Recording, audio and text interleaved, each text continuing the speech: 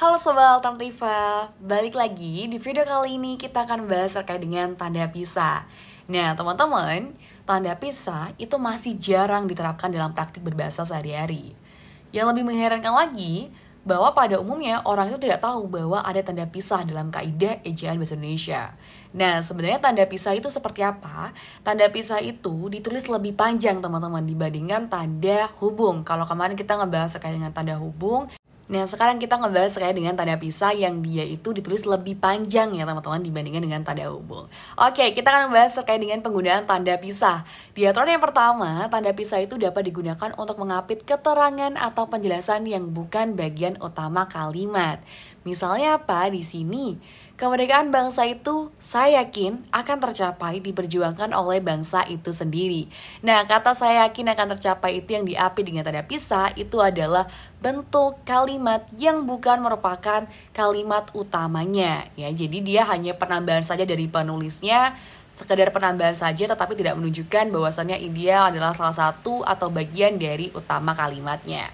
Oke, next, di aturan yang kedua, tanda pisah itu digunakan untuk mengapit keterangan atau penjelasan yang merupakan bagian utama kalimat dan dapat saling menggantikan dengan bagian dijelaskan. Misalnya, gerakan pengutamaan bahasa Indonesia, amanat Sumpah Pemuda harus terus digelorakan. Nah, jadi teman-teman di bagian kata amanat Sumpah Pemuda itu saling menggantikan nih dengan kata sebelumnya, yakni gerakan pengutamaan bahasa Indonesia. Jadi bisa nih saling menggantikan atau si penulis ini ingin menjelaskan lebih rinci sebenarnya yang dimaksud oleh gerakan pengutamaan bahasa Indonesia itu apa, seperti itu.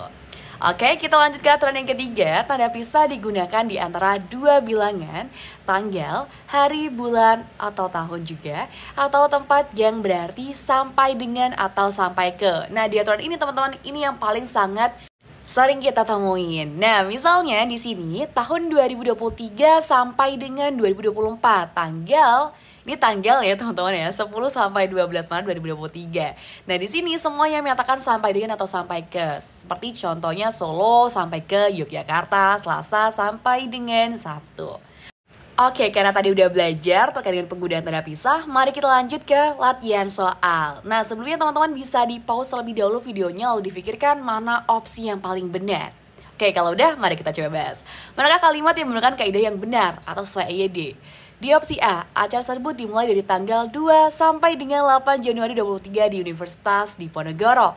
Nah, kesalahannya itu ada penggunaan tandanya teman-teman. Harusnya tandanya itu tanda pisah karena dia menyatakan sampai dengan, bukan menggunakan tanda hubung ya. Ingat ya, tanda pisah itu lebih panjang dibandingkan dengan tanda hubung. Oke, di opsi yang kedua, di Kalimantan terdapat suku Dayak. Mereka menggunakan bahasa Dayak untuk berkomunikasi sehari-hari. Nah, di sini ada pemenggalan ya teman-teman ya. Suatu kata yang dia tidak muat di satu baris, maka dia harusnya menggunakan tanda hubung, bukan tanda pisah. Seharusnya dia lebih pendek. Oke, kita lanjut di opsi yang C. Edra akan melakukan perjalanan dari Purwokerto sampai dengan Bekasi atau sampai ke Bekasi. Nah, ini sudah tepat ya teman-teman ya. Jadi dia menggunakan tanda pisah yang mana dia menyatakan sampai ke atau sampai dengan. Ini sudah benar banget. Nah, kita lanjut dulu di opsi selanjutnya. Harga tas tersebut adalah Rp120.000. Nah, seharusnya di sini teman-teman bukan menggunakan koma, tanda hubung, habis itu atau tanda pisah, habis itu titik, itu salah. Seharusnya dia menggunakan koma 00 untuk menyatakan bilangan bulat dalam rupiah.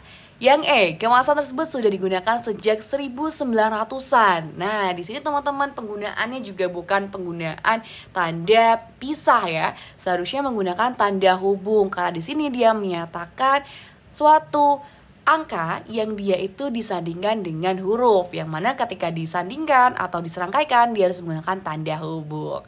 Oke, nah kita udah dapetin ya jawabannya, yakni yang opsi C, di mana penggunaan Purwokerto sampai dengan Bekasi udah tepat banget. Jadi jawabannya yang opsi C ya. Oke, kita lanjut di soal yang kedua. Mekanismenya seperti tadi, teman-teman silakan terlebih dahulu di-pause terlebih dahulu videonya ya.